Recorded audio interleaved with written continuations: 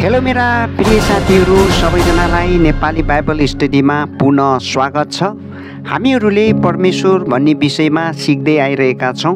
परमेश्वर को हुनुहुन्छ, परमेश्वरलाई कसरी कसरी जान्न सकिन्छ र परमेश्वर कस्तो हुनुहुन्छ भन्ने बारेमा हामीले सिक्नेछौँ। परमेश्वर को हुनुहुन्छ भन्ने बारेमा आजभोलि मानिसहरूको फरक फरक विचारहरू भएको हामी पाउँछौँ। धेरैजसो मानिसहरूले त अदृश्यभन्दा दृश्य कुराहरूमा नै विश्वास राख्छन्। अदृश्य कुरामा भन्नाले नदेखिने कुराहरूभन्दा देखिने कुराहरूमा बढी मानिसहरूको विश्वास राख्ने गर्छन्। तर बाइबलमा विश्वास गर्ने विश्वासीहरूको निम्ति बाइबलले यो कुरा स्पष्ट पारेको छ कि अदृश्य परमेश्वरबाट दृश्य कुराहरू हुन आएका हुन्, जो हेब्रू 11 अध्यायको 3 पदमा यो विश्वासद्वारा हामी बुझ्छौँ कि सारा विश्व परमेश्वरको वचनद्वारा सृष्टि भयो र जो दृश्य छ त्यो अदृश्य कुराबाट बन्यो भनेर लेखिएको छ। यसमा यो अदृश्य परमेश्वरप्रति हाम्रो संसारका मानिसहरूको धारणा व्यक्तिगत अनुभव अनुसार आफ्नो आफ्नो संस्कार अनुसार फरक फरक भएको हामी देख्छौँ, हामी पाउँछौँ। त्यसैको अनुरूपमा हामी आफ्नो आफ्नो ईश्वर र परमेश्वर भनेर पुकार गरिरहेका हुन्छौँ। यसबारेमा बाइबलको सत्य वचनले के बताउँदछ त्यो कुराबाट आज हामी स्पष्ट हुन सकौँ। पहिला कुरिन्थी 8 अध्यायको 5 देखि 6 पदमा आकाशमा वा पृथ्वीमा नाम मात्रका देवताहरू र प्रभुहरू छन् होला। साँच्चै यस्ता धेरै देवताहरू र प्रभुहरू छन्, तर हाम्रो निम्ति त एउटै परमेश्वर पिता हुनुहुन्छ जसबाट सबै थोकहरू हुन आए, अनि उहाँकै निम्ति हामी जिउँछौँ।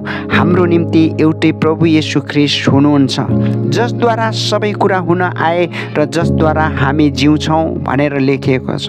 यसको मतलब बुझ्नुपर्ने यहाँनिर आफ्नो नाम मात्रको ईश्वरहरू धेरै हुने रहेछन्, तर हामीले यो परमेश्वरलाई कसरी चिन्ने र त्यो को हो भन्ने कुरामाथि आज चर्चा गर्दैछौँ।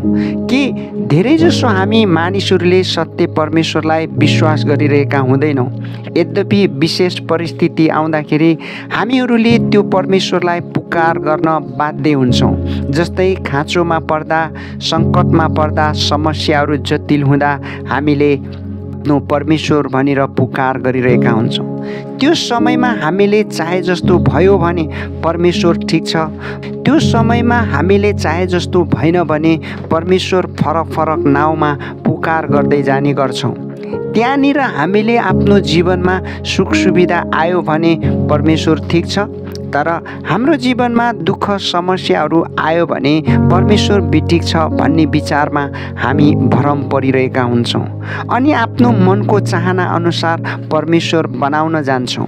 बाइबलको सत्य वचन अनुसार एकमात्र सत्य परमेश्वर हो भन्ने कुरा हामी आज बुझ्न सकौँ। यसै कारण व्यवस्थाको किताब 4 अध्यायको 39 पदमा परमप्रभु नै माथि स्वर्गमा र तल पृथ्वीमाथि परमेश्वर हुनुहुन्छ, उहाँ छोडी अरू कोही छैन भनेर तिमीहरू आज थाहा गर र हृदयमा राख। परमेश्वर को हुनुहुन्छ त्यो कुरालाई तपाईँ र मैले विशेष आज चर्चा गरेर हेर्नेछौँ। परमेश्वर आत्मा हुनुहुन्छ भनेर तपाईँ र मैले सबैले सुनेकै छौँ। परमेश्वर आत्मा हुनुहुन्छ भन्नुको मतलब कसैले देख्न सकिन्न, हाम्रो जस्तो शरीर देखिनुहुन्न। उहाँ अदृश्य आत्मिक अस्तित्वमा रहेको एक अदृश्य कुरालाई जनाउँछ। आत्मा भन्नुको मतलब भौतिक सीमाहरूभन्दा बाहिर रहेको असीम र अनन्त शक्ति हो, जो सर्वशक्तिमान परमेश्वरको आत्मा हुनुहुन्छ। आत्मा र सत्यतामा खोज्नेहरूले मात्र उहाँलाई यो कुरा बुझ्न सक्छन्। यसको निम्ति म एउटा उदाहरण तपाईँहरूको बिचमा राख्नेछु। हावा देख्न सकिन्न तर अनुभव गर्न सकिन्छ। जस्तै हावाको चाल, चिसोपन र तातोपन, त्यसको उपस्थितिको महसुस गर्न सक्छौँ, हामी अनुभव गर्न सक्छौँ। हावा छ, त्यसरी नै हामी परमेश्वर पनि हुनुहुन्छ भन्ने कुरा बुझ्न सकौँ। जसरी हावा चल्छ, रुखहरू हल्लिन्छ, सुसिलीका आवाजहरू सुनिन्छ, कहिलेकाहीँ हाम्रो भौतिक संरचनाहरू नै उडाएर लगिदिन्छ। हावा सधैँ रहेको हुन्छ। यति मात्रै हो कि कहिले शान्त हुन्छ, कहिले तीव्र भएर आउँछ। त्यस्तै परमेश्वर आत्मा हुनुहुन्छ। तपाईँ र मेरो जीवनमा परमेश्वरले पनि त्यसरी नै प्रभाव पारिरहनुहुन्छ। आत्मा र सत्यतामा खोज्नेहरूले उहाँलाई आत्माको परमेश्वरलाई अनुभव गर्न सकिन्छ। यसको निम्ति पहिला यूहन्ना 4:12-13 हामी पढ्यौँ भने परमेश्वर आत्मा हुनुहुन्छ, परमेश्वरलाई कसैले कहिले देखेको छैन। यदि हामीले एउटाले अर्कोलाई प्रेम गर्यौँ भने परमेश्वर हामीमा रहनुहुन्छ, उहाँको प्रेम हामीमा सिद्ध भएको हुन्छ भन्ने कुरा तपाईँ र मैले बुझ्न सकौँ। अर्को कुरा, आत्मा परमेश्वरलाई चिन्ने समस्याको जराहरू के छ भन्ने कुरा यो पनि हामी बुझ्न सकौँ। वर्तमान समयमा मानिसहरू असल कुराहरूमा भन्दा बढी खराब कुरामा बढिरहेको हामी पाउँछौँ। जस्तै कि अनैतिकतावाद, भौतिकवाद, स्वार्थवाद, मनोरञ्जनवाद दुनियाँभरि बढिरहेको छ। यस कुरालाई बाइबलले अघिदेखि नै भविष्यवाणी गरेर लेखेर दिएको छ। दोस्रो तिमोथी 3:1-5 पदमा पढ्यौँ भने यो बुझिराख कि आखिरी समयमा डरलाग्दा समयहरू आउनेछन्। मानिसहरू आफैलाई मात्र माया गर्ने, रुपियाँ पैसाको मोह गर्ने, घमण्डी, हठी, अरूको बदरख्वाइ गर्ने, आमा बुवाको आज्ञा पालन नगर्ने, बैगुनी र अपवित्र, प्रेम रहित, खुसी पार्न नसकिने, अरूको बदरख्वाइ गर्ने, विश्वासघाती, उत्ताउलो, अहङ्कारले फुलेको, परमेश्वरलाई भन्दा सुख सुविधालाई प्रेम गर्ने हुनेछन्। भक्तिको भेष लिउने मानिसहरूबाट अलग बस भनेर हामीलाई आखिरीमा लेखिएको छ।